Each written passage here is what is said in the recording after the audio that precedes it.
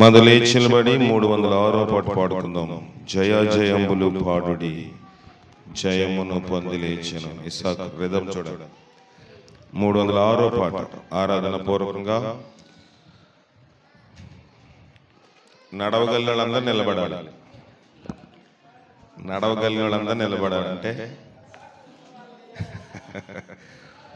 306వ పాట పాడుకుందాం. జయ జయంబులు పాడుడి, జయమును పొంది లేచెను, మరణపు ముళ్ళును విరచెను.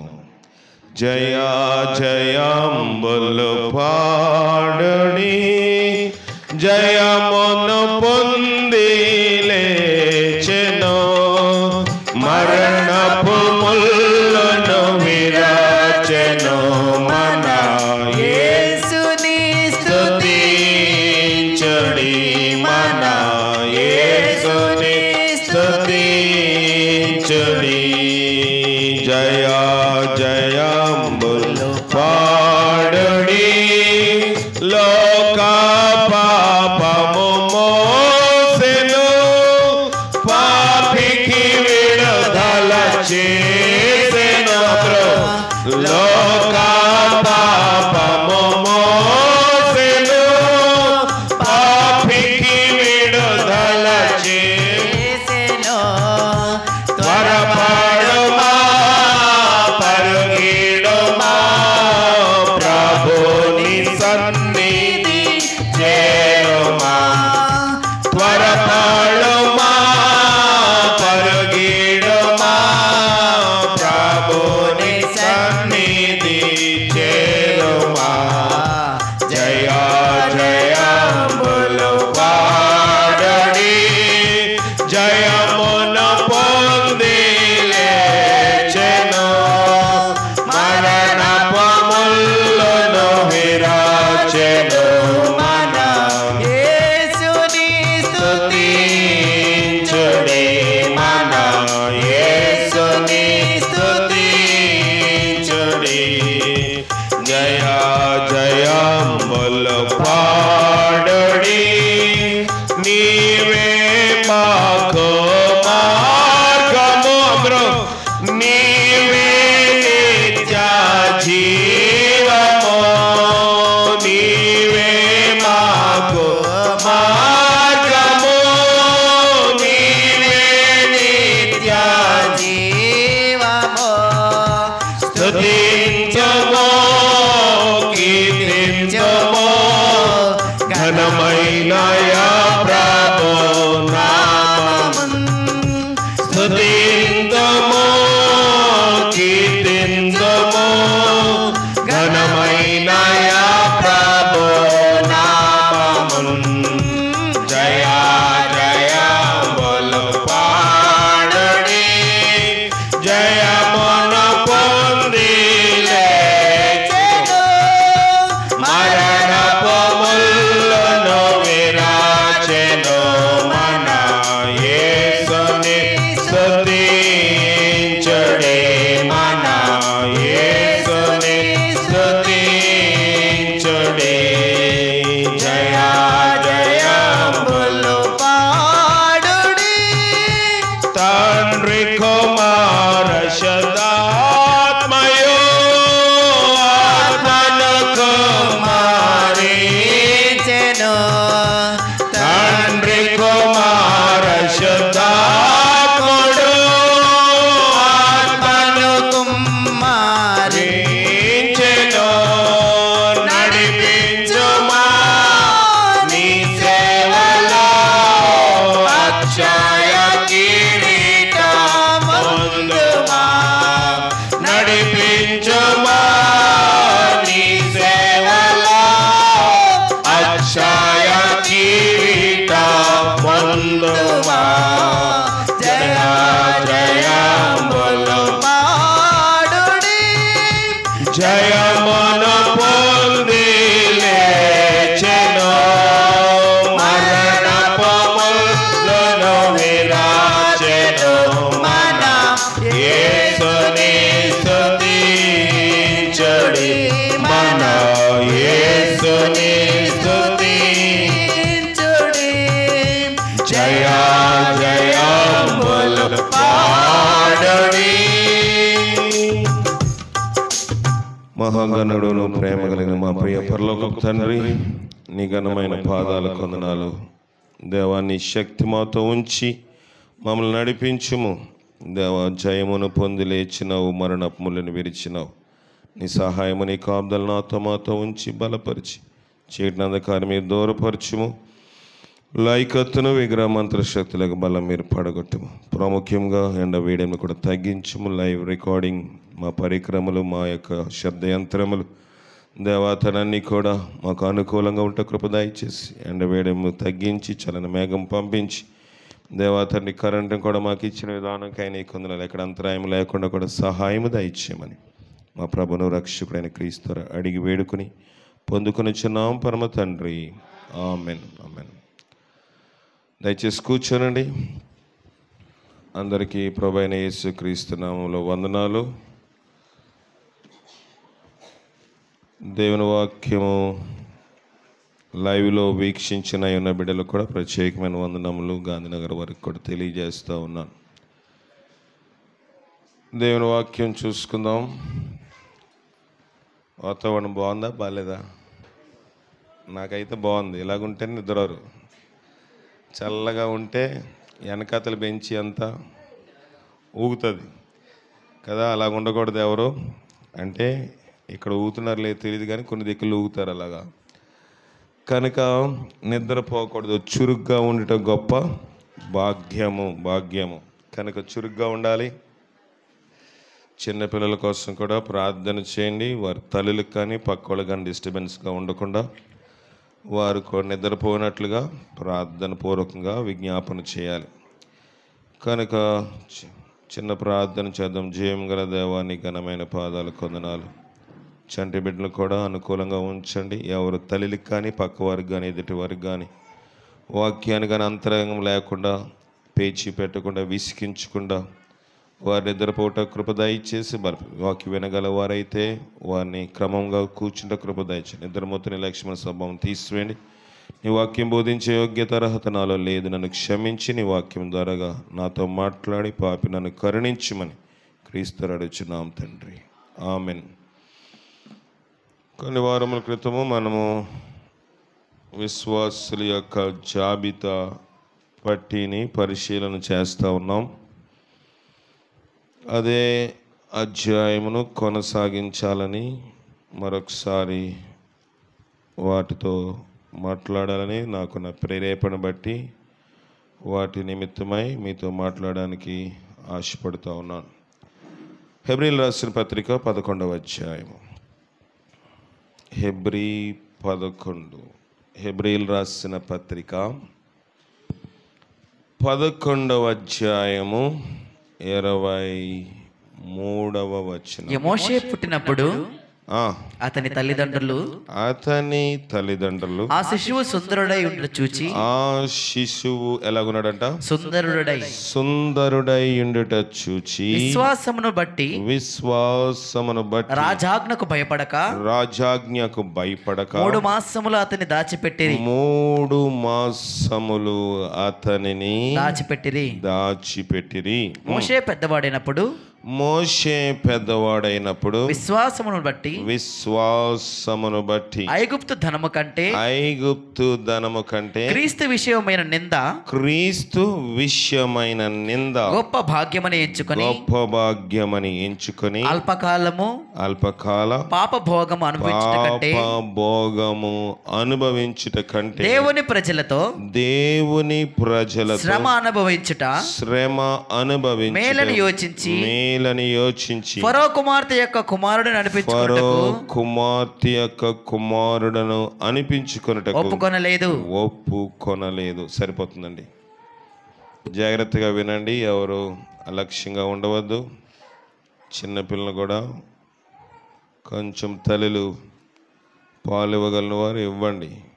ఇబ్బంది పెట్టకుండా వాతావరణానికి అనుకూలంగా ఉంటాడు. దయచేసి చూడవలసిందిగా ప్రభుపేట మనవి చేస్తూ ఉన్నాం. దేవుని వాక్యంలోకి వెళ్దాం. యేసేపు గురించి మనం విన్నాం, యాకోబు గురించి విన్నాం, ఇస్సాకు గురించి విన్నాం, అబ్రహాము గురించి కూడా మనం విన్నాం. ఈ దినము మోషే గురించి చూద్దాం. మోషే ఆ కాలపు క్రీస్తు. ఏ కాలము? ఆ కాలపు క్రీస్తు. అంటే ధర్మశాస్త్రము లోకములోనికి పరిచయం చేసింది ఎవరు? మోషే. క్రీస్తు ప్రభు యొక్క ప్రేమను ఈ లోకములోనికి పరిచయం చేసింది యేసు క్రీస్తు ప్రభువు, యేసు క్రీస్తు ప్రభువారు. కనుక మనం గమనించవలసింది ఏంటంటే, ఇప్పటికీ కూడా యూదా మతస్థులు ఎవరిని? మోషేని గౌరవిస్తారు. ఎందుకంటే మోషే తర్వాత యేసుక్రీస్తు ప్రభుని వారు అంగీకరించలేదు, అంగీకరించరు. ఇంకా మెస్సియా వస్తాడు. మెస్సి అంటే చర్చ్ పాస్టర్ కాదు. మెస్సి అంటే రాబోచున్నవాడు వస్తాడు. మెస్సి వచ్చాడు అని మనం నమ్ముతున్నాము. వాళ్ళు రావాలి అని అనుకుంటున్నారు. ఇప్పుడు యేసు ప్రభు పుట్టి 30, జాగ్రత్తగా వినండి, 30 సంవత్సరముల వరకు. ఎన్ని సంవత్సరాలంట? 30 సంవత్సరాల వరకు. జాగ్రత్తగా వినాలి. యేసు ప్రభు పుట్టి 30 సంవత్సరాల వరకు కొంతమంది ఆయన కనుగోలేదు. 31, 32, 33 సంవత్సరాలు, 33.5 సంవత్సరములు ఆయన పరిచర్యలో కొంతమంది కనుక్కున్నారు. ఎవరిని? యేసు ప్రభుని. వినాలి జాగ్రత్తగా. నిలబెట్టి అడుగుతాను ఈసారి ప్రశ్నలు. సండే స్కూల్ పిల్లలు కదా, ఇక్కడికి వచ్చి నిలబెట్టి మీరు చెప్పాలి. 33.5 సంవత్సరాల పరిచర్యలో ఒక స్త్రీ కనుగొంది ఆయన్ని. ఎవరు చెప్పండి? సమరయ స్త్రీ. నేను మెస్సయ్యను కనుగొన్నాను. ఆమె యేసయ్య అనలేదు. ఏమంది? మెస్సయ్య అంది. అంటే అర్థం ఏంటంటే, రాబోచున్నవాడు ఇంకా రాలేదు అని ప్రజలు అనుకుంటే, ఆమె లోకానికి చెప్పింది ఏంటంటే, ఆయన వచ్చి ఉన్నాడు, ఆయన నేను చేసినవన్నీ నాతో చెప్పాడు. చూడండి, మెస్సియను పరిచయం చేయటంలో సమరయ స్త్రీ తన పాత్రను పోషించింది. నాకు సమరయ స్త్రీ గురించి చాలా ఎక్కువసార్లు ఒంటరిగా ఉన్నప్పుడు ఆలోచిస్తాను. ఏంటంటే, ఆమె చిన్న సాక్ష్యం చెప్పింది. ఊర్లోకి వెళ్ళి ఏం చెప్పిందంటే, నేను చేసినవన్నీ నాతో చెప్పాడు. నాకు ఎన్ని పెళ్ళిళ్ళయ్యో చెప్పాడు, నా మొదటి భర్త ఎవడో, నా రెండో వాడు ఎవడో, 4, 5 వరకు చెప్పాడు. 6వ వాడు ఉన్నాడో నా భర్త కాదని కూడా చెప్పాడు. నేను పెళ్ళికి కూడా ఆయన్ని పిలవలేదు, కానీ నా పెళ్ళిలో ఏమేమి జరిగిందో ఆయన చెప్పాడు. నేను చేసినవన్నీ నాతో చెప్పిన వాడిని మీరు వచ్చి చూడుడి. ఎంతమంది వచ్చారంట? మనం పిలిస్తే గుడ్ ఫ్రైడే కొంతమంది తీసుకొచ్చారు, వందనాలు కదా. మనం ఒక్కళ్ళైనా తీసుకురాగల, ఉన్నవాళ్ళు చెదరగొడతాం. అవునా? నేను అలాంటి వాడిని, మీరే ఎలాగున్నారు నాకు తెలియదు, కానీ నేనైతే ఉన్నవాళ్ళని చెదరగొడతానేమో. కానీ సమరయ స్త్రీ ఊరంతా వచ్చి ప్రభు పాదముల దగ్గర మెట్ట మధ్యాహ్నం వాక్యం విన్నారు. ప్రభు ఎంతమందికి చెప్పాడు వాక్యము? ఒక్కళ్ళకే చెప్పాడు. ఆమె ఊరంతా. మరి ఎవరి బోధ ఎక్కువగా ఉంది అక్కడ? సమరయ స్త్రీ బోధ చాలా ప్రభావితము చేసింది. ప్రియమైన దేవుని సంగమా, ఈ మాటలు ఎందుకు మనం ప్రస్తావిస్తున్నామంటే, మన ప్రవర్తన, మన మాటలు ఎంతో ప్రభావము చూపిస్తాయి. గత రాత్రి మనం విన్న వాక్యం అదే. మీరు వీధుల్లోనూ తమ కంఠస్వరము వినబడకూడదు. కనుక సమరయ స్త్రీ వెళ్ళి వాక్యము చెప్తే, యేసు ప్రభు సువార్త చెప్తే ఊరంతా వచ్చేసారు. మనమైతే, నేనైతే 100 రెఫరెన్సులు చూసుకోవాలి ఏదైనా వాక్యం చెప్పాలంటే, లేదా రాత్రి అంతా మెలకుగా ఉండాలి, ప్రార్థన చేయాలి. సమరయ స్త్రీ అంచే ప్రార్థన చేసింది. ఆమె ప్రార్థన చేయడానికి కూడా సమయం లేదు. వెంటనే కొండ అక్కడ విడిచిపెట్టింది, వెళ్ళింది, తీసుకొచ్చింది. ఎంతమందిని మనం ప్రభావితం చేయగలము? మన విశ్వాస క్రియలు ఎంతవరకు ఉన్నాయి?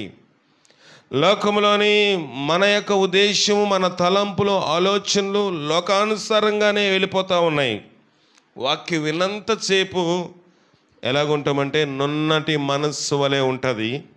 కానీ వాక్యం విని ఈ గమిటి లేకపోతే ఈ గుమ్మం అవతలకు వెళ్తే, ఈ ద్వారబంధం అవతలకి పోతే మన మనస్సు ఎలా కూడదంట? చెక్కుముఖ రాతి వలె ఉంటుంది. చెక్కుముఖ రాతికి ఏదైనా ఒక లక్ష్యమును విసిరితే అది వెళ్ళదు. అది అవతలన పడుతుంది, యువతలైనా పడుతుంది, లేకపోతే పక్కకన్నా పోతుంది. అదే నున్నన రాయి తీసుకోండి, వెళ్ళవలసిన గమ్యస్థానానికి నేరుగా సూటిగా వెళ్ళిపోతుంది. దావీదు 5 నున్నన రాళ్ళు, మనమైతే అన్ని చెక్కుముఖరాతులే ఉంటాయి. మన టార్గెట్ రీచ్ అవ్వలేకపోతున్నాం. సమరయ స్త్రీ తన జీవితంలో టార్గెట్ రీచ్ అయిందా? అవ్వలేదు. కానీ ఆత్మ విషయంలో టార్గెట్ రీచ్ అయింది. జీవితంలో 5 కోల్పోయిన స్త్రీ యొక్క మాటలు విని ఊరంతా వచ్చారంటే ఆమె జీవితంలో ఎంత మార్పు చూపించిందో ఆ కొద్ది క్షణాల్లో మనకు అర్థం అవ్వాలి. మనం ఎవరికైనా ఏదైనా నేను చెప్పాను అనుకోండి, ఈయన పలానా వాడండి, అక్కడ అలాగున్నాడండి, ఇక్కడ ఇలా చేశాడండి, ఈయన మాటలు పెద్ద పాస్టర్ అండి అని నా గురించి చెప్పుకోవచ్చు. కానీ నా బోధ అంత ప్రభావితం కలదని నేను చెప్పలేను. కానీ సమరయ స్త్రీ యొక్క బోధ బహు ప్రభావం గలది. ఇప్పుడు ఈ ప్రస్తావన అంత ఎందుకు చెప్తా ఉన్నానంటే, అనాది కాలమందు యేసుక్రీస్తు, జాగ్రత్తగా వినండి, యేసుక్రీస్తు రాకముందు మోషే ప్రభావితం చేశాడు. ఎంతమంది నడిపించాడు?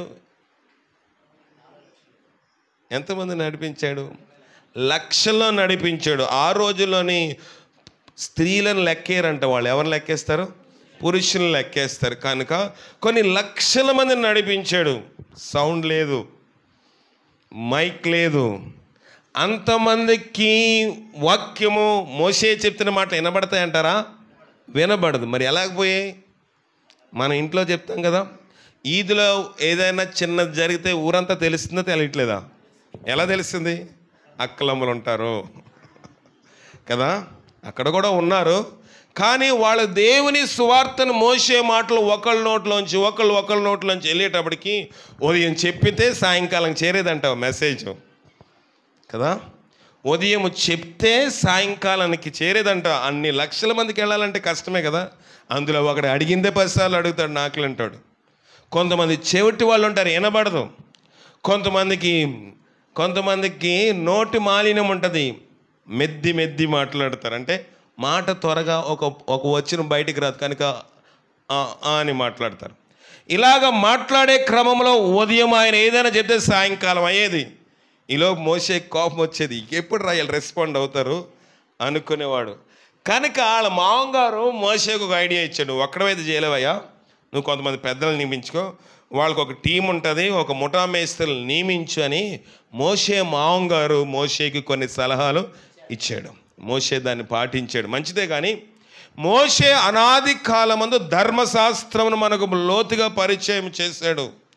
ఏ రీతిగా విశ్వాసం ఉండాలి, ఏ రీతిగా యాజకుడు ఉండాలి, ఏ రీతిగా లేవీలు ఉండాలి, గర్భవతి అయితే ఎలాగుండాలి, చనిపోయినప్పుడు ఏ కార్యక్రమం చేయాలి, ఒకవేళ కడగా ఉంటే, బహిష్టులో ఉంటే, ఋతుక్రమంలో ఉంటే, నెలసరిలో ఉంటే స్త్రీ ఎలాగుండాలి, కుష్ఠరోగము కలిగితే ఎక్కడ పెట్టాలి, ఏదన్నా ఒకడు తప్పు చేస్తే ఏం చేయాలి, మొత్తము తేటగా వివరముగా ధర్మశాస్త్రమును ఈ లోకములోనికి పరిచయము చేశాడు. ధర్మశాస్త్రము పరిచయమేక దేవుడు రాజులను ఈ లోకంలో ఏలికలుగా అంటే పరిపాలకులుగా తీసుకొచ్చాడు. ఇలా కాలము గడిచే కొలది దేవుని యొక్క ఉగ్రత ఎక్కువ అవుతూ ఉంది. ఈ రోజులో మనం ప్రార్థన చేస్తే దేవుడు క్షమిస్తాడు, ఆ రోజులో దేవుడికి క్షమాపణ తక్కువ. ఒకవేళ లేట్ అయింది అనుకోండి, ఏం చేస్తాడు దేవుడు? లేపేస్తాడు. ఎలాగా? నినివే పట్టణస్థుల యొక్క దోషము నా దృష్టికి ఘోరమైంది గనుక వారికి 40 దినముల్లోగా ఉగ్రత కలిగినని ప్రకటన. ఎన్ని రోజులంట? 40 రోజులు టైం ఇచ్చాడు, 10 రోజులు. కనుక 10 రోజుల్లోనే ఉగ్రత వస్తుందని టైం ఇచ్చినప్పుడు టైం కన్నా ముందే వాళ్ళు ఇల్లు చక్క పెట్టుకున్నారు కనుక బ్రతికిపోయి బట్ట కట్టారు వాళ్ళు నినివే పట్టణస్థులు. ఆ దినములో దేవుని యొక్క ఉగ్రత ఎక్కువగా ఉండేది. వెంటనే దేవుడు బయలుపరిచేవాడు.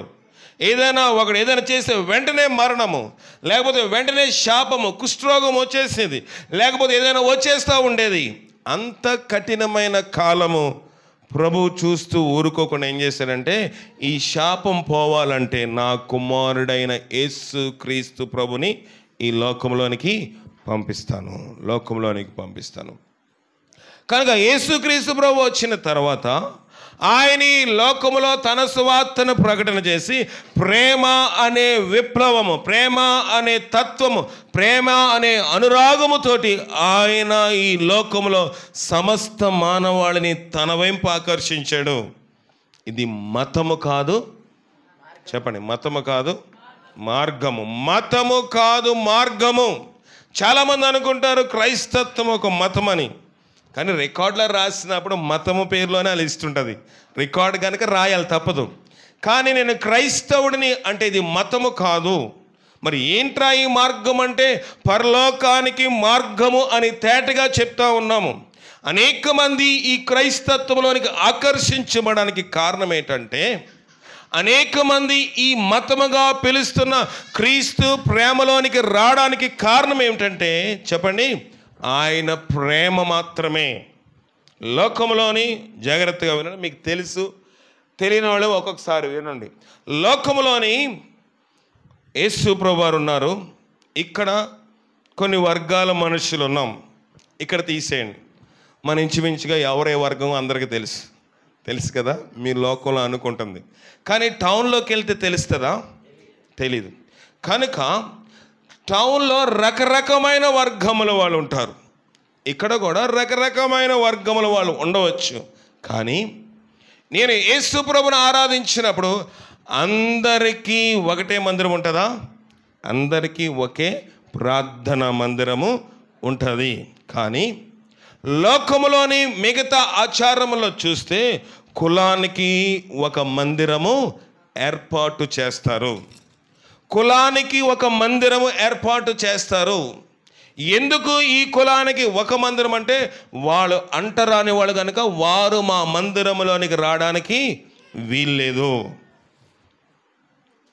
దాన్ని మతం అంటారు. ఏ మతము? ఎతి మతం. ఏ మతం? ఎతి మతం. కానీ నిజమైన మతము, నిజమైన మార్గం ఏంటంటే అందరూ నా మందిరము ఏ జనులకు? 2కా 3కా చెప్పండి, ఉడతలు తినేవాళ్ళకా? కాదు కదా. నా మందిరము సమస్త జనులకు ప్రార్థనా మందిరము.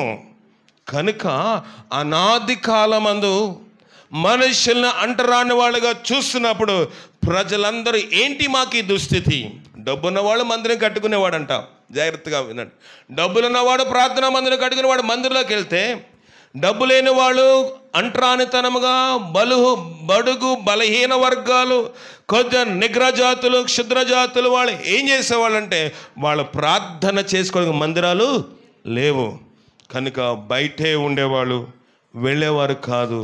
అయ్యో మాకు హృదయంలో భారం ఉంది, మా బాధ ఎవరితో చెప్పుకోము, పెద్దోడితో చెప్తే వాడు నా దగ్గర రానివాడు, పెద్దోడితో చెప్తే ఇంకా అణగదొరుకుతాడు. కనుక మాకు మందిరం కావాలి అంటే, మీకు మందిరం కావాలంటే మీరు మీ పల్లెలోని, మీ పేటలోని, మీ వాడలోని కట్టుకోండి. కనుక ఇలాంటి మతము మాకొద్దు, ఇలాంటి ఎత్తు మతం మాకొద్దు. యేసు క్రీస్తు ప్రేమ స్వరూపి టౌన్లోకి వెళ్ళినా నాకు అదే ఆధిక్యత, లేకపోతే పల్లెలో ఉన్న నాకు అదే ఆధిక్యత. నేను ఉద్యోగస్తుల పక్క నేను కూర్చోగలుగుతున్నాను, అక్కడ ఎలాంటి తారతమ్యము లేదు గనుక నేను అక్కడికి వస్తానని చెప్పి అనేక అన్యజనులు ప్రవాహం వలె క్రైస్తవులుగా తీర్చిదిద్దబడ్డారు. ఇది ఈ ప్రేమ తత్వం యొక్క ఉద్దేశ్యము. ఇది ఈ ప్రేమ తత్వం యొక్క ఉద్దేశము. చాలామంది అనుకుంటారు ఇది క్రైస్తత్వం అనేది ఒక దళిత మతం అనుకుంటారు. దళితులు అంటే ఎస్సీ అంటే గిరిజన, హరిజన. హరి అంటే ఎవరు? హరి అంటే దేవుడు. హరి అంటే మీకు తెలుసో తెలీదో, నేనే బాగా చదువుకున్నాను తెలుగు కదా. హరి అంటే దేవుడు, హరిజనులు అంటే దేవుని యొక్క జనులు. కానీ లోకంలో హరిజన అంటే తక్కువ వాళ్ళు, అంటరాని వాళ్ళు, ఊరు చివరన్న వాళ్ళు అనుకుంటున్నారు. కానీ అనుకోకుండానే వాళ్ళకి హరిజన అని పెట్టారు. దేవుని యొక్క జనాంగము అని అర్థము. ఎందుకు హరిజనులు లేకపోతే గిరిజనులు ఎక్కువగా నమ్ముకున్నారంటే వాళ్ళకి సమాన హక్కులు దేవుని పరంగా కల్పించబడి, లోక సంబంధంగా ఎలాగా లేవు, ప్రక్కన పెట్టండి. ఆత్మ సంబంధంగాను, ఆధ్యాత్మికంగాను, దైవికంగాను వాళ్ళ పూజ చేసుకోవాల్సి వచ్చినప్పుడు వారికి సమాన హక్కు లేదు. మాకెందుకు ఇలాంటి మతము అని ప్రక్కకు వచ్చి క్రైస్తత్వను వెంబడించారు గనక ఈ దేశమే కాదు అన్ని దేశాల్లో దీని ప్రభావము నేటికి ఉంది, ఉండబోతా ఉంది. ఎవరైనా ఆపగలరా? ఆపలేరు.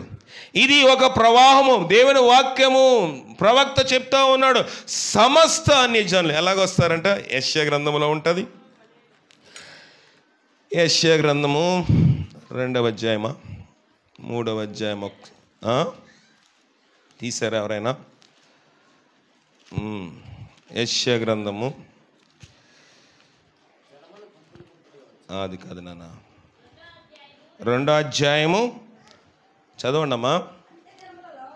2వ అధ్యాయము 2వ వచనం. అంత్య దినములో పర్వతముల పైన యెహోవా మందిర పర్వతము పర్వత శిఖరమున స్థిరపరచబడి కొండల కంటే ఎత్తుగా ఎత్తబడును. ప్రవాహం వచ్చినట్లు సమస్త అన్యజనులు దానిలోనికి వస్తారు. ఎలాగొస్తారంట? ప్రవాహము. ప్రవాహం అంటే తెలుసా? ఒక గోదావరి దగ్గరికి పోతే, ఒక కృష్ణానది దగ్గరికి పోతే, పెన్నా నది ఆనకట్ట అవతలకి పోతే కనబడుతుంది ప్రవాహము. వరద వచ్చినప్పుడు దాన్ని ఎవ్వరు ఎన్ని ఇసుక బస్తాలు వేసినా, ఎంత మట్టి వేసినా ఆపగలమా? ఆపలేము. క్రైస్తత్వము యొక్క మార్గము కూడా అంతే. లోకంలో ఎన్నో అవరోధాలు రావచ్చు.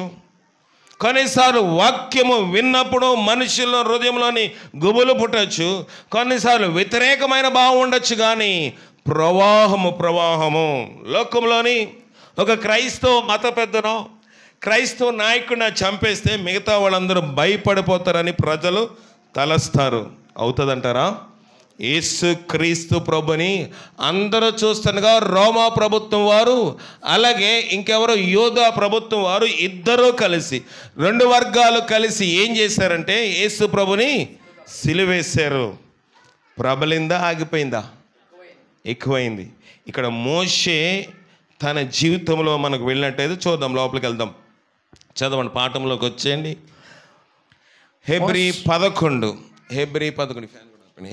11 మోషే పెద్దవాడైనప్పుడు 11 చదవండి నాయన. 24 మోషే పెద్దవాడైనప్పుడు విశ్వాసమును బట్టి ఐగుప్తు ధనము కంటే క్రీస్తు విషయమైన నింద గొప్ప భాగ్యమని ఎంచుకొని అల్పకాలము పాపభోగము అనుభవించుట కంటే దేవుని ప్రజలతో శ్రమ అనుభవించుట మేలని ఆలోచన చేసి ఫరో కుమార్తె యొక్క కుమారుని ఒప్పుకొనలేదు.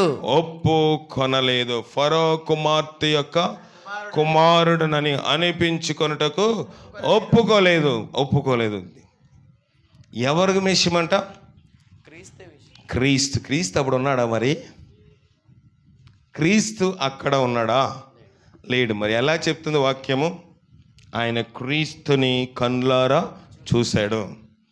యేసు ప్రభుని ఎవరు చూడలేదు. కానీ దేవుడు అంటున్నాడు, ఎవరితో మాట్లాడవలసి వచ్చినప్పుడు చెప్పండి, ఎవరితో మాట్లాడవలసి వచ్చినప్పుడు అహరోను మిరియాంతో దేవుడు మాట్లాడినప్పుడు, నా కుమారుడు, నా సేవకుడైన మోషే నా ఇల్లంతట్లో నమ్మకమైన వాడు, నా సేవకుడైన మోషే అట్టివాడు కాదు, అతడు నన్ను నిదానించి చూసాడా? అతనితో అతనితో దర్శనముతో నేను మాట్లాడలేదు. వాక్యం మర్చిపోతున్నారు. నిర్గమాకాండంలోకి వెళ్దాం. నిర్గమాకాండమేనా? చదవండి తీసిన వాళ్ళు.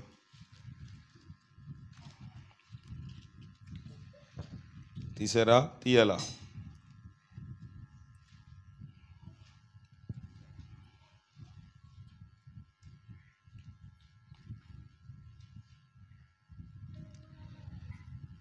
చూద్దాం. చదవండి. ఏంటి చెప్పండి. సంఖ్యాకాండము 12:8 చదవండి. 12వ అధ్యాయం 7వ వచనం. అతడు నా ఇల్లంతటిలో నమ్మకమైన వాడు, నేను గూఢభావములతో కాదు, దర్శనమిచ్చి ముఖాముఖిగా అతనితోటి మాట్లాడదును. అతడు యెహోవా స్వరూపమును ఎలా చూశాడంట? నిదానించి. చూసాడా చూడలేదా? యెహోవా స్వరూపము చూడాలంటే అవుతుందా? చెప్పండి, అవుతుందా? సూర్యుని డైరెక్ట్గా చూడగలమా చెప్పండి? కళ్ళు ఉన్న వాళ్ళందరూ సూర్యుని డైరెక్ట్గా ఈ నేత్రంతో చూస్తే ఏమవుతుందో చెప్పండి? కళ్ళు బయర్లు గమ్మి మస్కొచ్చి ఒకరోజు పర్లా, ఒకసారి 2-3 సార్లు చూస్తే కళ్ళు కూడా పోతాయి. కనుక సూర్యుడు ఒక్క బల్బు మాత్రమే. ఆయన రవి కోటి తేజుడు, రమ్యమైన దేవుడు, రవి కోటి రమ్యమైన దేవుడు, రారాజుగా వచ్చుచున్నాడు. యేసు రారాజుగా వచ్చుచున్నాడు. యేసు రాజుగా వచ్చుచున్నాడు.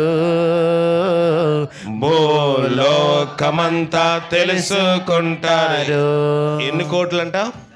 1 కోటి కాంతులు. వాడు రవి అంటే సూర్యుడు. రవి అని పేరెట్టుకుంటారు, అర్థం తెలియదు. రవి అంటే సూర్యుడు. హిందీలోని సన్ అంటే సూర్యుడు. హిందీలో రవివార్ అంటారు. ఈవేళ రవి అంటే సూర్యవారము, కానీ తెలుగులో ఆదివారం అని పెట్టారు. ఇంగ్లీష్లో సన్ అంటే సూర్యుని దినోత్సవము.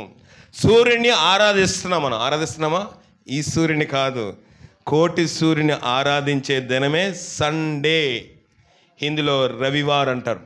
అయితే ఈయన కోటి సూర్యుల కాంతి గలవాడు. కానీ మోషే నిదానించి చూడగలిగాడు. క్రీస్తు స్వరూపము పుట్టక ముందు చూడగలిగాడు కనుక అక్కడ రాయబడుతుంది ఏంటంటే, చదవండి ఇప్పుడు మళ్ళీ ఒకసారి ఆ భాగము. నేను గూఢభావములతో కాక దర్శనమిచ్చి ముఖాముఖిగా అతనితోటి మాట్లాడుదను. అతడు యెహోవా స్వరూపమును నిదానించి చూడగలిగినాడు. దేని బట్టి అంట? విశ్వాసమును బట్టి. విశ్వాసము ప్రాముఖ్యమైనది. విశ్వాసము లేకుండా మనము దేవునికి ఇష్టలైనట అసాధ్యము. దేవునికి ఇష్టరాలుగా ఉండాలంటే ఏముండాలంట? లవ్ స్టోరీలు ఉంటాయి కదా. లవ్ స్టోరీ అంటే ప్రేమ కథలు ఉంటాయి. ప్రేమ కథల్లోని ఏమిటి చెప్పండి? వాళ్ళిద్దరికి ఒకళ్ళ ప్రేమ కావాలా, ముందు ఇంకేం కావాలా? ఒకళ్ళ మీద ఒకళ్ళకి నమ్మకము కావాలి. నమ్మకం లేకపోతే ప్రేమ ఉంటుందా? దేవుని మీద నమ్మకం, మన భాషలో నమ్మకము, బైబిల్ భాషలో విశ్వాసము. దేవుని మీద నమ్మకం లేకపోతే దేవుని మీద ప్రేమ ఉంటుందా? నీకు ఆయన మీద ఉండదు, ఆయనకి నీ మీద కూడా ప్రేమ ఉండదు. కానీ దేవుడు లోకమును ఎంతో నువ్వు ప్రేమించకపోయినా ఆయన ప్రేమిస్తున్నాడు. కానీ నువ్వు ప్రేమిస్తున్నానని చెప్పి ప్రేమించకపోతే ఆయన అస్సలు నిన్ను ఏం చేయడు? ప్రేమించడు. నీకు ప్రేమ లేదని చెప్పే బహిరంగంగా దేవుడు ప్రేమిస్తాడు. కానీ నేను ప్రేమిస్తున్నాను, నేను ఆయనని విశ్వసిస్తున్నానని చెప్పి దాని కార్యసాధకము క్రియల మూలంగా చెయ్యకపోతే ఆయన నన్ను హర్షించడు. ఎందుకు ఈ మాటలు చెప్తున్నానంటే, మనము వేశ్యదారుల వలె ఉండకూడదు. బైబిల్ చెప్తా ఉంది, మీకంటే ముందుగా ఎవరు వెళ్తారంట పరలోకంలోనికి? వేశ్యలు వెళ్తారు. వేశ్యల యొక్క మెడలో బోర్డు ఏంటి చెప్పండి? వేశ్య మెడలో బోర్డు ఏంటి? నేను భోగపు వృత్తిలోని జీవిస్తున్నాను. ఫలానా ఆమె. కొన్ని గ్రామాలు ఉంటాయి, ఇటు ప్రయాణమై వెళ్తూ ఉన్నప్పుడు చిలకలూరుపేట వెళ్తే ఆ ఊరికి స్టాంప్ అనమాట ఏంటంటే ఇది భోగపు ఊరు. మా గ్రామము దగ్గరలో ఉంటుంది పెద్దాపురం అని, ఇది భోగపు ఊరు. లేకపోతే కల్కట్టా వెళ్తే, బొంబాయి వెళ్తే రెడ్ లైట్ ఏరియా అంటారు. అంటే అక్కడ భోగపు వృత్తిలో వాళ్ళు ఉంటారు. వాళ్ళ మెడలో బోర్డు ఏంటంటే, మేము వేశ్యత్వంలోని వ్యభిచారులుగాను భోగపు వృత్తిలో జీవిస్తున్నాం. వాళ్ళు ఏమి వేషం వేసుకుంటారా? వేసుకోరు. వాళ్ళు ఏమీ కూడా మేము ఏంటి మన భాషలోని మేము పతివ్రతని, నేను నా శీలమును కాపాడుకున్నాను చెప్పరు. నేను నా శీలమును అమ్ముకుని బ్రతుకుతున్నానని బహిరంగంగా చెప్తున్నారు. కానీ మనసులో, వారి మనసులో ఒక ఆవేదన, మనసులో ఒక బాధ, మనసులో ఒక దుఃఖము. నీ వృత్తిలో నేను ఉండిపోయాను, కానీ నేను ఎలాగున్నాను, అయ్యో నేను ఆ పని చేయటం లేదని చెప్పుకుంటున్నాను, నేను లోకంలో జీవించట్లేదని చెప్పుకున్నాను, నేను లోకం మురుకులో మగ్గట్లేదని చెప్పుకుంటున్నాను. ఒకవేళ నేను వేశ్యగాను వ్యభిచారిగా జీవించకపోవచ్చు, కానీ నేను దేవుని ప్రేమించకపోతే పరమునున్న దేవుని దృష్టిలో నేను ఎవరినంట? వేషధారిని.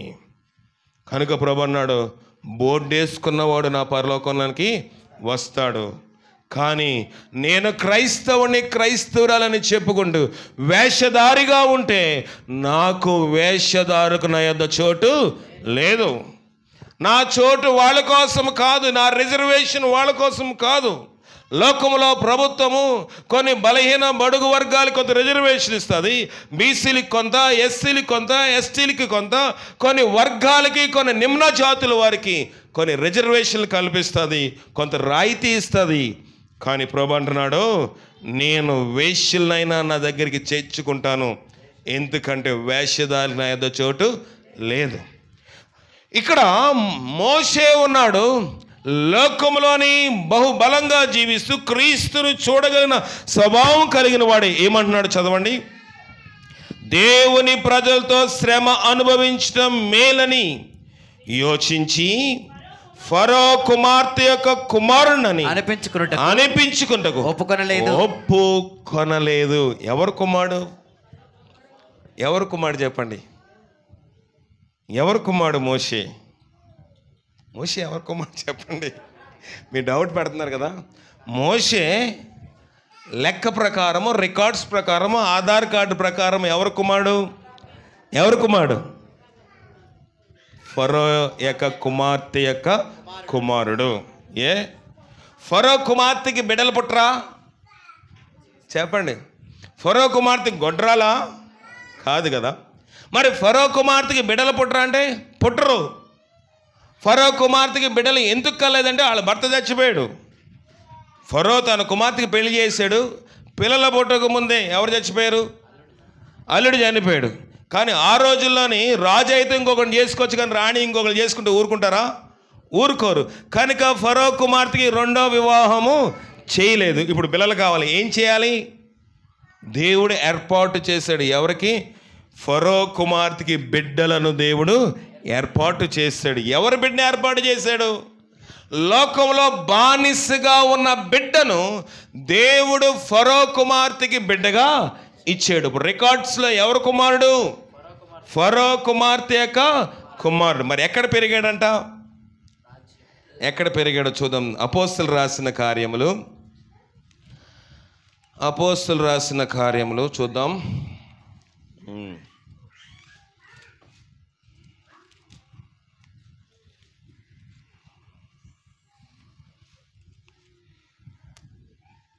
7వ అధ్యాయము 21వ వచనం.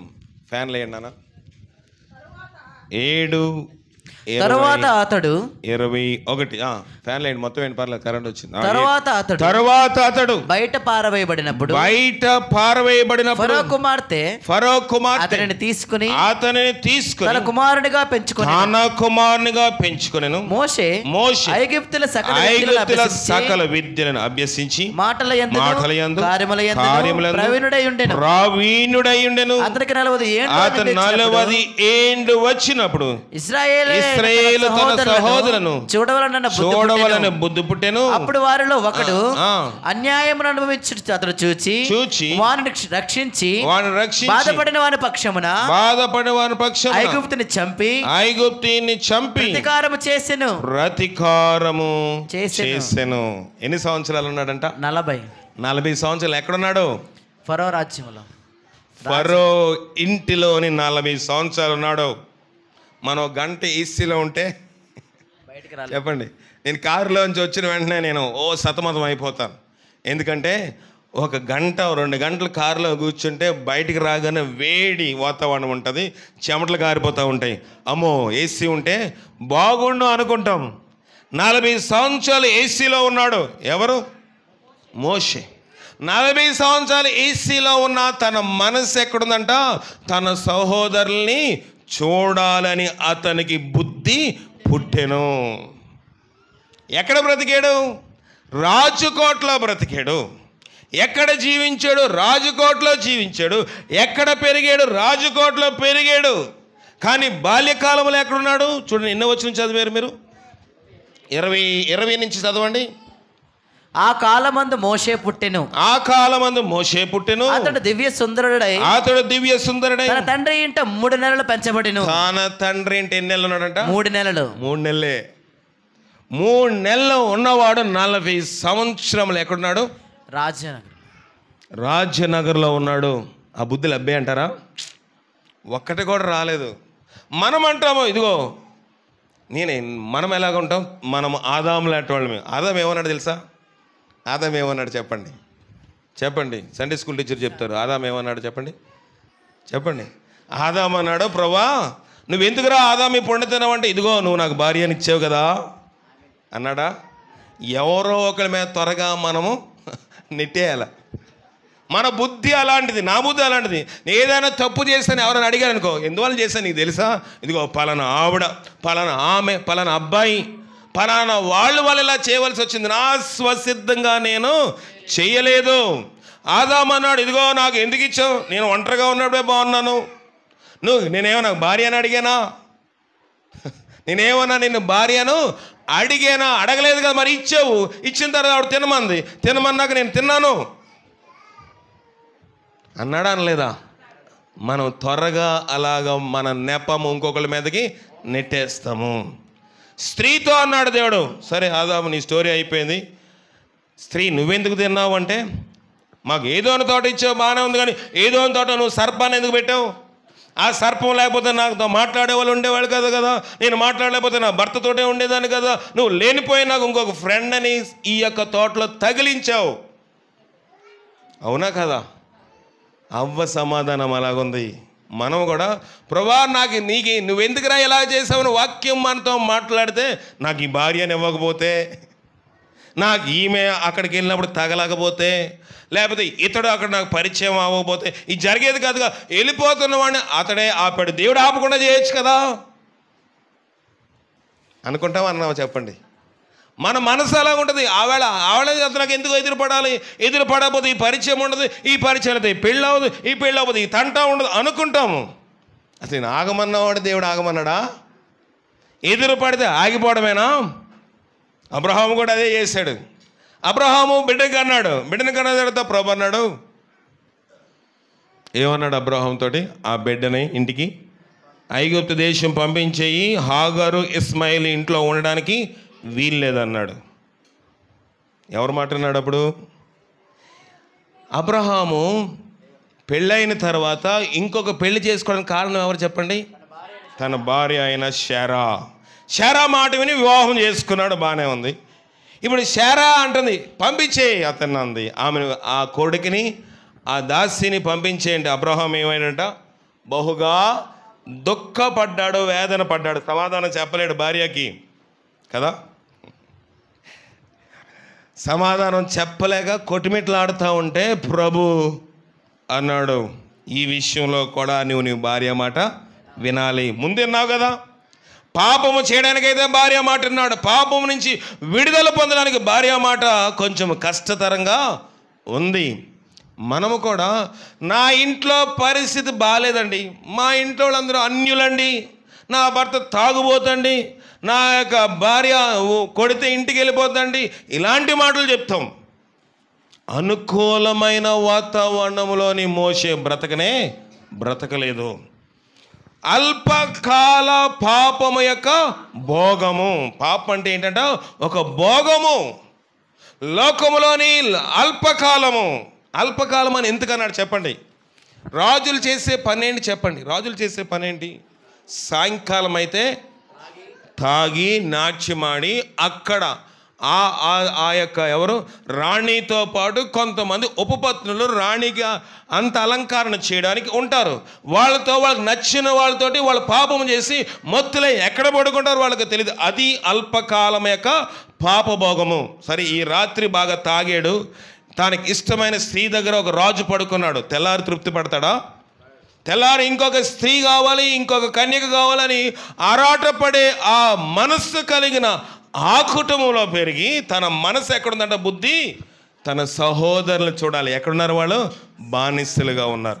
నాకెందుకురా బాబు ఈ శ్రమ? నేనేదో దేవుడి దయని బట్టి, మనం అనుకుంటాము దేవుని దయని బట్టి నేను జమ్ము పెట్లో కొట్టుకుపోవలసిన అని దేవుడే ఎక్కడ తీసుకొచ్చాడు? ఫరో కోటలోనికి తీసుకొచ్చాడు. ఇది గొప్ప ఏంటది? ఆశీర్వాదము. కానీ మోషే అన్నాడు, ఇది అల్పకాల పాప లోకం అనుకుంటుంది. మోషేకేంట్రా మంచి తన్నితే వెళ్ళి ఎక్కడ పడ్డాడంట? తన్నితే ఎక్కడ పడ్డాడు? వెళ్ళి బూరెల గంపలో పడ్డాడంట, బూరెల బొట్టులోని. మీరు సుఖీ ముద్దలు అంటారు కదా, అలాంటి గంపలో వెళ్ళి పడ్డాడు అని లోకం అనుకుంటుంది. ఇశ్రాయేలు ప్రజలందరూ అదే అనుకుంటున్నారు. ఎవడు ఈ గోత్రమే ఎవరికి తెలీదు తెలుసా? మోషే ఇంటివారు ఎవరు ఎన్నిక లేని వారు. వాళ్ళు తన మిరియాము గురించి తెలీదు, అహరోను గురించి తెలీదు. ఏలేంట్రా బాబు మాకు నాయకులు. వాళ్ళ యొక్క తమ్ముడేమో ఎక్కడుంటాడు? ఆ కోటలో ఉంటాడు. ఈయనేమో యాజకుడంట. ఇవన్నీ వాళ్ళకి కలవరం పుట్టించాయి. కానీ మోషే అనుకుంటున్నాడు, అల్పకాల పాపభోగం నాకు వద్దు. మరి మోషే ఇంత పెద్దవాడైన కారణం ఏంటి? దేవుడు ఎందుకు అతను నైల్ నదిలోంచి రక్షించి ఫరో ఇంట్లో పెట్టాడు? చెప్పండి, ఎందుకు పెట్టాడు? అతడు ఆ ఇంట్లో నుంచి వస్తేనే తప్ప అతను సమాధానం ఎవరైనా వింటారా? వినరు.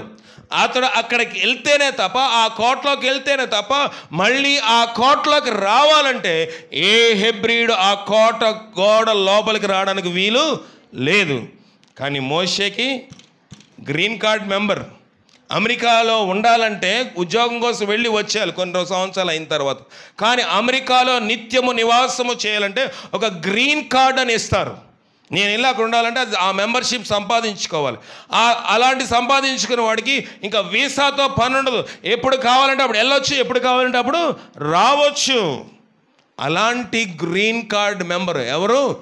మోషే. కనుక ఎప్పుడు పడితే అప్పుడు వెళ్తున్నాడు, ఎప్పుడు పడితే అప్పుడు వస్తున్నాడు. ఎందుకంటే ఫరో ఎన్నిసార్లు కోపడ్డాడు? చాలాసార్లు కోపడ్డాడు. 10 తెగుళ్ళు వచ్చిన మోషే నిర్భయంగా లోపలికి వెళ్తున్నాడంటే గేట్ దగ్గర ఎవరు ఆపడానికి వీలు లేదు. ఒకవేళ ఆపితే ఏం చేస్తాడు మోషే? మోషే మామూలు మనిషి అనుకుంటున్నారా?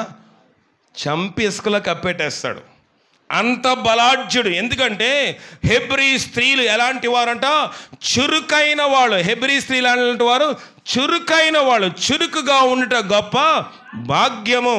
నేను చిన్నప్పుడు స్కూల్లో చదివేటప్పుడు మా స్కూల్ కొంచెం ఊరికి చివరగా ఉండేది. అది మంచి గ్రౌండ్ ఉందని అక్కడ కట్టారు. పెద్ద స్కూలే కానీ ఊరికి కొంచెం ఉండేది. చుట్టూ పొలాలు ఉండేవి. పొలాలు ఉన్నప్పుడు వాళ్ళు గడ్డి కోయడానికి కొంతమంది ఆడవాళ్ళు వచ్చేవారు. వాళ్ళు వచ్చినప్పుడు బరువుతో వచ్చేవారు. ఏంట్రా వీళ్ళు ఇంటి దగ్గర నుంచి వస్తున్నారు, గడ్డి వేసుకుని వస్తున్నారు, మళ్ళీ గడ్డి పట్టుకు వెళ్తున్నారు ఏంటని చూస్తే వాళ్ళ భుజానికి ఒక వాణి లేకపోతే హాఫ్ సారీ కట్టుకొని దాన్ని ఒక సంచిలాగా చేసుకుంటారు. ఆ సంచులు ఎవరుంటారు? బిడ్డ ఉంటుంది లోపల. ఒక పక్కన బిడ్డ నెడతారు, ఒక పక్కన గడ్డి కుక్కుతారు, కోస్తారు. ఇటు పక్క బిడ్డ ముఖం ఉంటుంది, ఇటు మధ్యలో కాళ్ళు ఉంటాయి, ఇటు పక్క నుంచి గడ్డి పెడతా ఉంటారు. ఏంటి అలాంటి వాళ్ళు? చురుకైన వాళ్ళు. మనలో కొంతమంది ఏం చేస్తారు? అమ్మ బిడ్డ ఉందండి నేను ఎలా పని చేయగలను అంటారా? అనరా? కానీ హెబ్రీ స్త్రీలు అలాంటి వాళ్ళు కాదు. హెబ్రీ స్త్రీలు చురుకైన వాళ్ళు కనుక, వాళ్ళు ఆరోగ్యవంతులు కనుక, మోషే ఆరోగ్యవంతుడిగా పుట్టాడా పుట్టలేదా? పుట్టాడు. కనుక ఒకరిని చంపి ఇసుకలో కప్పెట్టి వెళ్ళిపోయాడు. వాళ్ళ ఇద్దరిని చీసి ఇద్దరిని పక్కకు లాగి ఒకరిని చంపి పాతేసి వెళ్ళిపోయాడు. ఎవరు పట్టుకోలేకపోయారు. సంసోను ఉన్నాడు. సంసోన్ యొక్క తల్లి కూడా బహు చురుకైనది కనుక సంసోను 800 నక్కలు పట్టుకున్నాడు, 300 నక్కలు పట్టుకున్నాడు. ఒక తోక్కి ముడెట్టాడంట. చాలా చిలిపోడు. ఎవరు? సంసోను కొంచెం అల్లర చిల్లరగా ఉండినవాడు 2 తోకలు కలిపి ఏం చేశాడు, మధ్యలో దీపం వెలిగించాడు. ఆ తోకలు మాడిపోతూ ఉంటే అవి ఎక్కడికి వెళ్ళిపోయాంట, అక్కడ ఉన్న పొలంలోకి, గోధుమ చేలోకి, బార్లీ చేలోకి వెళ్ళిపోయి అట్లా అన్నింటినీ తగలబెట్టేసాయి. అలాంటి చురుకైన వారు యూదులు. వారి యొక్క ప్రసవములు వారికి ఎవరు సాధారణంగా ఇక్కడ మన భాషలో ఆశా వర్కర్ రాకముందే, మంత్రసాని రాకముందే వాళ్ళ ప్రసవ పీఠం మీద కూర్చుని ఆ టేబుల్ మీద వాళ్ళే ప్రసవించేసి మేము బిడ్డను కన్నామని బిడ్డతో బయటకు వచ్చేవాళ్ళంట. అంత చురుకైన వాళ్ళు ఎవరు, హెబ్రీ స్త్రీలు. అందుకే ప్రభువు అన్నాడు, చురుకుగా ఉండటం గొప్ప భాగ్యము. మోషే ఆ రక్తములోంచి వచ్చాడు గనుక, మోషే ఆ యొక్క గుణగణాల నుంచి వచ్చాడు కనుక చురుగ్గా ఉన్నాడు. కొన్ని లక్షల మందిని నడిపించగలిగాడు. యేసు క్రీస్తు యొక్క స్వరూపమును నిదానించి చూడగలిగాడు. విశ్వాసమును బట్టి నాకు ఏమి వద్దు, అల్పకాలం వద్దు, నేను ఈ కోటలో ఉండలేను, ఈ కోటలో త్రాగుడుంది, ఈ కోటలో వ్యభిచారం ఉంది, ఈ కోటలో సుఖం ఉంది, ఈ కోటలో సమస్త శరీర సంబంధం భోగముంది, నాకు వద్దే వద్దు. ఎక్కడ నడుస్తున్నాడు, అరణ్యంలో నడుస్తున్నాడు, సముద్రంలో నడుస్తున్నాడు, అడవిలో నడుస్తున్నాడు. నాకలేక సౌకర్యవంతమైన కారులో ప్రయాణం చేస్తున్నవాడు కాదు మోషే. అన్ని లక్షల మందిని కాళ్ళు నడక నడిపించాడు. మనకి కొంచెం దూరం నడవగలమా? అక్కడ వాళ్ళందరూ బాధపడుతూ ఉంటారు, ఆ సంఘం వాళ్ళు. ఇక్కడ కట్టేడరా సారో, టైంకి రాకపోతే ఊరుకోడు. బాధపడరా? శరీరంలో ఉన్నాం, బాధపడతాం, కామనే కాదంటలేదు.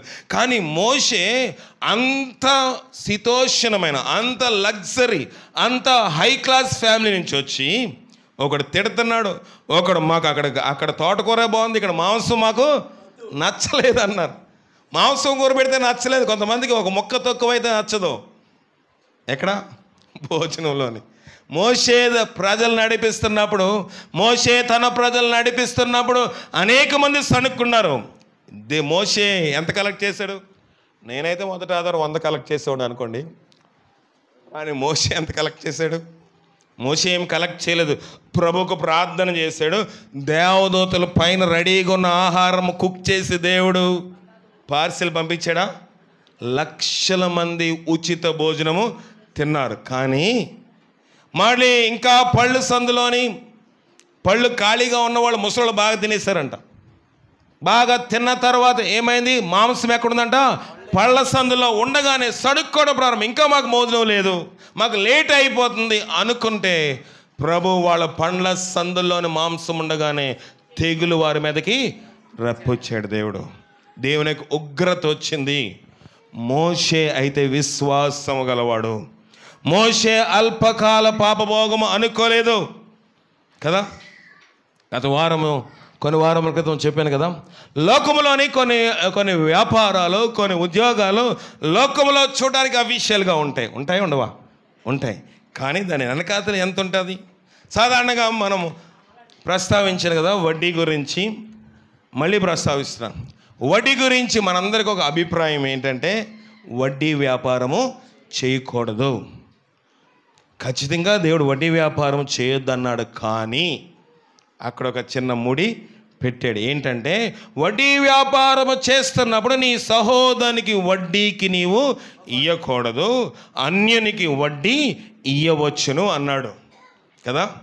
బ్యాంక్ ఉద్యోగస్తులు ఉన్నారు కదా, మనం ఏమనుకుంటాం, నా కొడుకు అంటే ఎవరిని జాన్ మార్క్ నాళ్ళేం అంటలేదు కానీ మామూలుగా చెప్తున్నా, నా కొడుకు బ్యాంక్ ఉద్యోగం సంతోషించుమా ఇస్తారు కదా. ఇప్పుడు నా కొడుకు జాన్ మార్క్ పక్కన, నా కొడుకు బ్యాంక్ ఉద్యోగం నాకు సంతోషమా?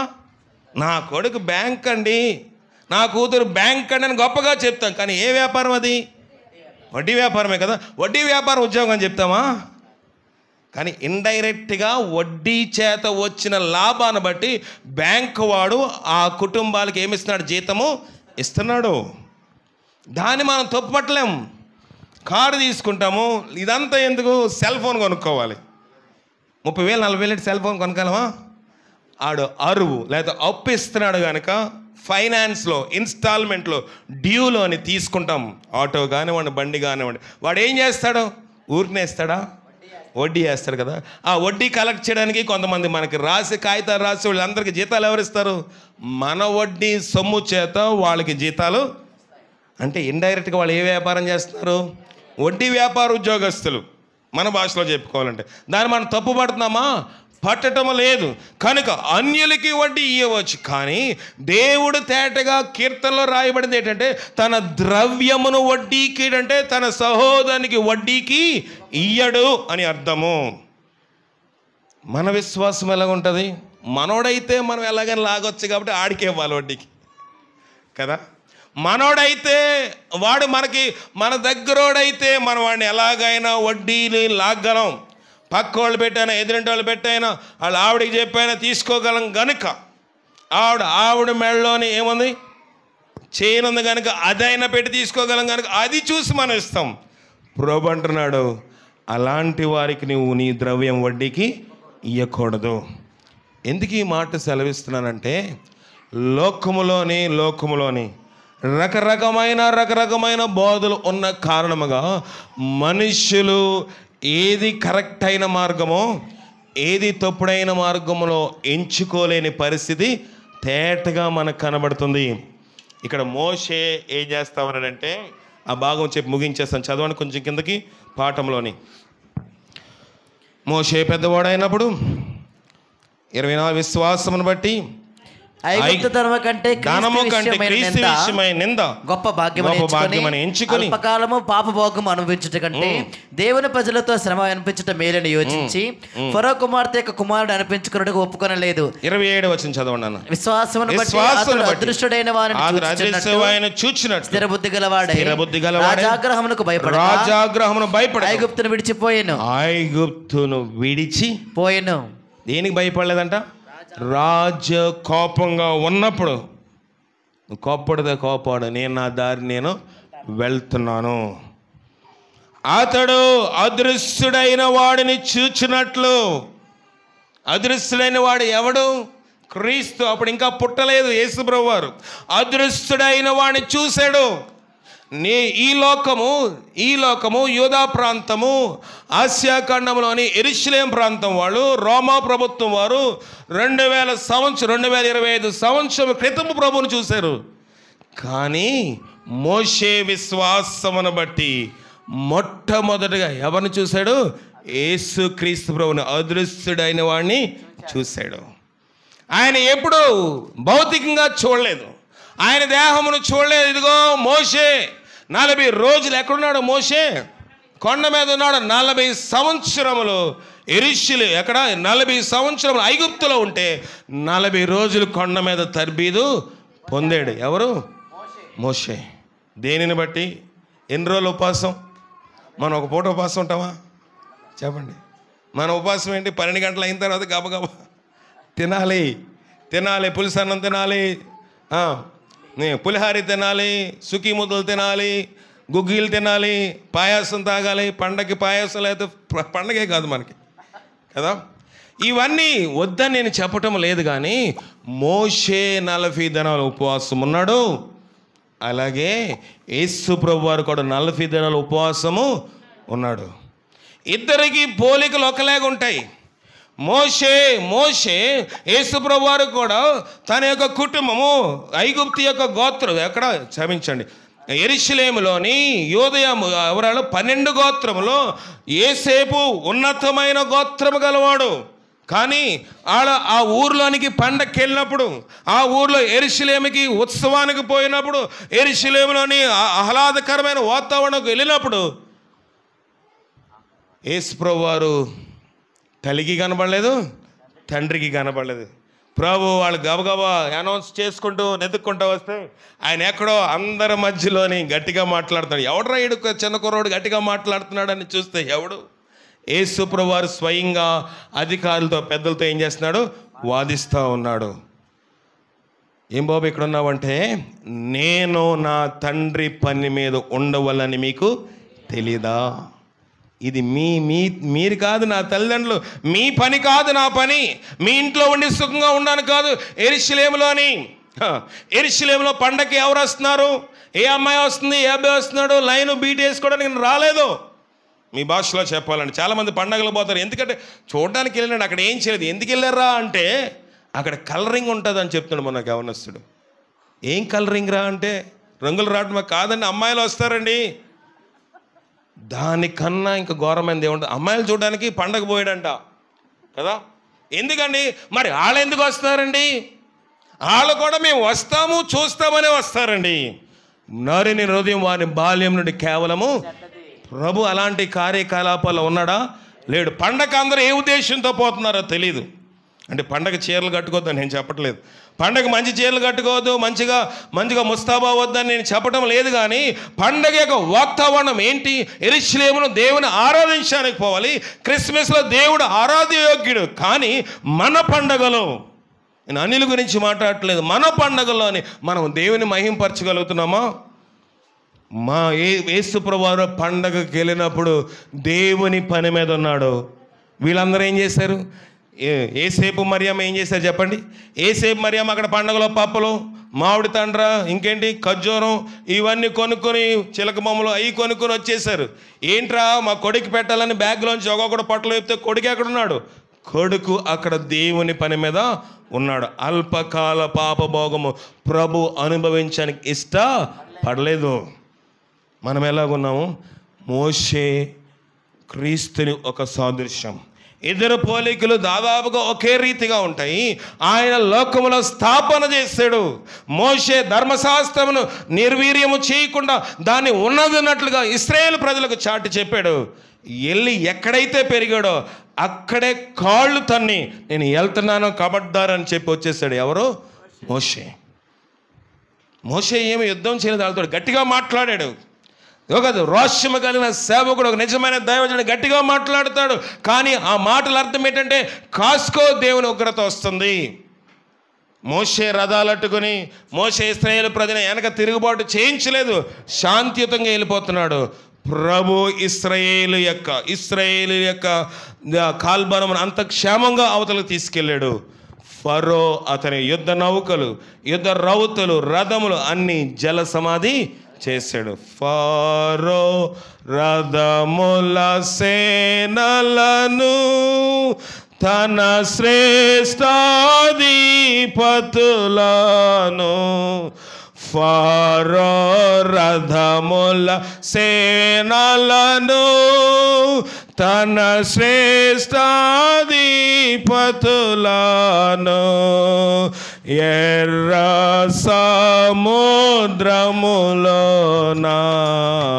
ముంచి వేసే యెహోవా, ఎర్ర సముద్రములోన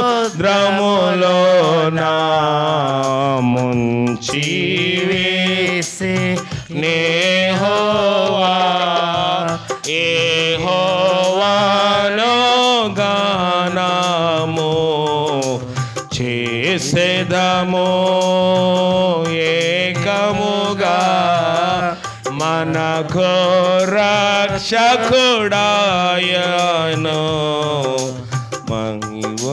మహిమను పాడెదము, ఆయానే దేవుడు మనకు. ప్రియమైన దేవుని సంగమం, ఫరో రథములను అతని సేనలను దేవుడు ఏం చేశాడంటే ఎర్ర సముద్రంలో ముంచి వేశాడు. దేన్ని బట్టి? విశ్వాసం. ఒక ఆయుధం పట్టుకున్నాడా మోషే? కర్ర ఒకటే ఉంది. మోషే చూసిన కర్రే, అహరోను చూసిన కర్రే, ఇంకెవరు? దావీదు చూసిన కర్రే. ఆఖరికి మనము ఎవరిని? సౌలుని చూసిన అతడు కూడా కర్రతోటే ఉన్నాడు. ఎవరు చూసిన కర్రే. కానీ అహరోను కర్ర ఏం చేసిందంట? చిగురించింది. ఆ కర్రలో జీవం ఉంది, ఆ కర్రలో శక్తి ఉంది, ఆ కర్రలో బలం ఉంది. నీ కర్ర ఏంటి? నీ కర్ర ఏంటి? నీ కర్ర ప్రార్థన ఆయుధమై ఉండాలి. మోషే అన్నాడు, మీరు ఊరికనే నిలిచిండి, నేడు యెహోవా అనుగ్రహించు మహిమను ఎలా చూడాలి? కళ్ళారా చూడండి. ఊరికనే నిలబడండి. మీరు ప్రార్థన చేయబోనా పర్లేదు, నేను మీ నిమిత్తమై మొర్ర పెడతాను, అందుకే నేను సమస్తము వదిలి వచ్చాను. చూడండి ఏం జరుగుతుందో. చెప్పలేదు. ఏం జరుగుతుందో చెప్పాడా? చెప్పలేదు. మీరు నేడు చూస్తున్న ఐగుప్తులను మరి ఎన్నడూ చూడరు. దేని బట్టి చెప్పాడు? విశ్వాసము. కనుక ఆయన విశ్వాసములో ఒక మూల పురుషుడికి అవ్వడానికి కారణమయ్యాడు. అట్టి విశ్వాసం మనము కలిగి ఉన్నట్లుగా పరిశుద్ధాత్మ శక్తి సహాయం చేసి కాపాడండి. ప్రార్థన చేసుకుందాం. 2 నిమిషాలు ప్రార్థన చేయండి. ప్రభువా నీ శక్తి మాకు దయచేయండి. చేయండి, ప్రార్థన చేయండి. జాన్ మరి ప్రార్థన నడిపిస్తారు. ప్రార్థన చేయండి. జీవముగల దేవా, నీ ఘనమైన పాదాలకు వేలాది వందనాలు, స్తుతులు, స్తోత్రాలు ప్రభువా. మరొకసారి విశ్వాసమును బట్టి మరలా మాతో మీరు మాట్లాడిన విధానాన్ని బట్టి స్తోత్రములు. విశ్వాసమును బట్టి యోసేపు జీవితంతో మాతో మాట్లాడి ఉన్నారు. అబ్రహాముతో, ఇస్సాకు జీవితంతో మాతో మాట్లాడి ఉన్నారు ప్రభువా. ఈ మధ్యాహ్న సమయంలో మోషే జీవితం ద్వారా మాతో మీరు మాట్లాడిన విధానాన్ని బట్టి స్తోత్రం ప్రభువా. మనుషులతో సుఖము అనుభవించట కంటే క్రీస్తు విషయమై నింద అనుభవించడానికి గొప్ప భాగ్యముగా ఎంచుకున్నాడు ప్రభువా. అయ్యో, ఎంతో నా ప్రభువా ఉన్నతమైన స్థితిలో బ్రతికి కూడా అటువంటి నా ప్రభువా బ్రతుకు వద్దనుకొని ఒక నిందను నీ విషయమై భరించడానికి ప్రభువా ముందుకు వచ్చి ఉన్నాడు ప్రభువా. అనేక లక్షల మందిని విశ్వాసమును బట్టి నడిపించగలిగాడు నా ప్రభువా. ఆ విశ్వాసమును బట్టి నీతో ప్రతిదినము 40 రాత్రులు ప్రగలు నా ప్రభు నీతో మాట్లాడగలిగి ఉన్నాడు. నా విశ్వాసం, మా విశ్వాసం ఎలా ఉన్నదో జ్ఞాపకం చేసుకో ప్రభువా. ఇదిగో నా తండ్రి, విశ్వాసము ద్వారా నా ప్రభు ఫరో రథములన్నీ నా ప్రభువా దానిలో మునిగిపోవడానికి సహాయం చేస్తున్నాడు. కృప చూపించండి. మధ్యాహ్న సమయంలో మీరు మాతో మాట్లాడండి. మళ్ళీ విశ్వాసం కలిగి జీవించటకు సహాయాన్ని దయచేయండి. విశ్వాసము లేకుండా అయా, విశ్వాసము లేకపోతే దేవునికి ఇష్టడై ఉండట అసాధ్యమని చెప్తా ఉన్నాం. మాలో విశ్వాసము లేకపోతే నీకు ఇష్టలుగా ఉండము కదా ప్రభువా. అయా, మేము నీకు ఇష్టలుగా ఉండాలంటే విశ్వాసం ఉండాలి, నమ్మక ఉండాలి కదా ప్రభు. అటువంటి విశ్వాసం మాలో మీరు తీసుకురండి. ఈ మధ్యాహ్న సమయంలో నా ప్రభువా మోషే జీవితం ద్వారా మాతో మాట్లాడి ఉన్నారు ప్రభువా. ఇదిగో నా తండ్రి, అటువంటి తీర్మానంలోనికి మమ్మల్ని కూడా మీరు తీసుకుని వెళ్ళి నీ విషయమైన ప్రభు నిందలు భరించడానికైనా నా ప్రభు ఏమి సిద్ధము కలిగి జీవించటకు సహాయాన్ని దయచేయమని యేసయ్య పరిశుద్ధ నామములో ప్రార్థన చేసి అడిగి వేడుకొంచున్నాం తండ్రి, ఆమేన్. అందరూ ఏడ్చిబడి పాట పాడుచుండగా కానుకలు సమర్పించుకుందాం. మన మధ్యలో ఉన్న సహోదరి రెబెకా స్త్రీల పక్కన, అలాగే సహోదరులు ఇస్సాకు పురుషుల పక్కన కానుకలు తీస్తారు. అలాగే మన గాంధీనగర్లో సహోదరు హానక్ గారు, అలాగే సహోదరి హెప్సిబా గారు ఇరుపక్షాల కానుక తీస్తారు. అందులో ఏడ్చిబడదు. మీ బైబిల్ మీ చేతితో పట్టుకోనండి. మీ చేతితో పట్టుకోండి.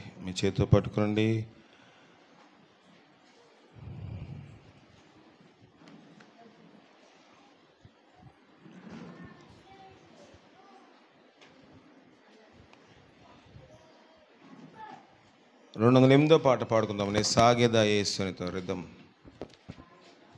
పెడుతున్నావా? రిధం ఇది పెట్టినా. 208వ పాట. నే సాగేదా యేసునితో నా జీవిత కాలమంతా, యేసుతో గడిపేది, యేసుతో నడిచేది. నే సాగేదా యేసుతో నా జీవిత కాలమంతా, నే సాగేదా యేసునితో నా జీవిత కాలమంతా, యేసుతో గడిపేదాం, యేసుతో నడిచేదాం, యేసుతో గడిపేదాం, యేసుతో నడిచేదాం, పరమున చేరగనే వెళ్ళేదా, పరమున చేరగనే వెళ్ళేదా, హానోకు వలె సాగేదా, నే సాగేదా యేసునితో నా జీవిత కాలమంతా, నే సాగేదా యేసునితో నా జీవిత కాలమంతా. తల్లియే మరచిన తండ్రియే విడచిన, తల్లియే మరచిన తండ్రియే విడిచిన, బంధువులే నన్ను వెలివేసిన,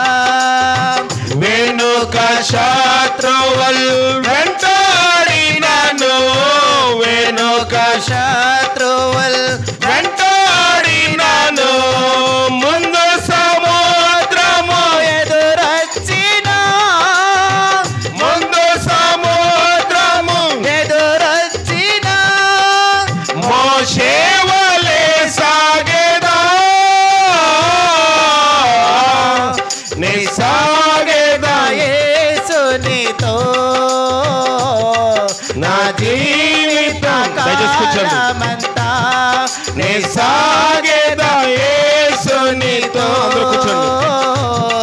నా జీవిత మరొకసారి పడదాం. వెనుక శత్రువుల్ వెంటాడినను, వెనుక శత్రువుల్ వెంటాడినను, ముందు సముద్రము ఎదురొచ్చిన, ముందు సముద్రము ఎదురొచ్చిన, మోషే వలె సాగేదా నే సాగేదా యేసునితో.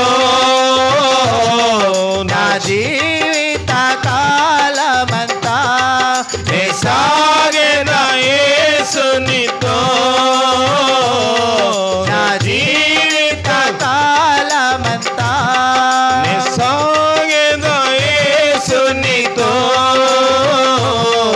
నా జీవిత కాలమంతా. ప్రార్థన చేసుకుందాం. జీవం గల దేవ మహోన్నతుడా, నీ పాదాలకు వందనాలు. నీ వాక్యం విన్నాం. వాక్యం 30 60 100 ఫలించే భాగ్యం దయచి తీబడి కానుక నీ సేవ మహిమార్థమై, యాజకుని అవసరార్థమై సరైన విధముగా ఉపయోగించుటకు నీ కృపగల ఆత్మ దయచేసి బలపరిచి ఉపయోగపడినట్లుగా నీ సహాయం చేత నింపి భద్రపరచమని మా ప్రభును రక్షకుడైన క్రీస్తు అడిగి వేడుకుని పొందుకుని చిన్నాం పరమ తండ్రి. ఆమెన్. మన పరమ తండ్రి అయిన దేవుని యొక్క ప్రేమ, కుమారుడైన యేసుక్రీస్తు వారికి కృప, పరిశుద్ధాత్మిక సహవాసం ఇప్పుడు ఎల్లప్పుడు సదా మనకు తోడై నడిపించి కాపాడును గాక. ఆమెన్. లైవ్లో ఉన్న వారికి వందనాలు. లైవ్లో ఉన్నవారు సెలవు తీసుకుందాం.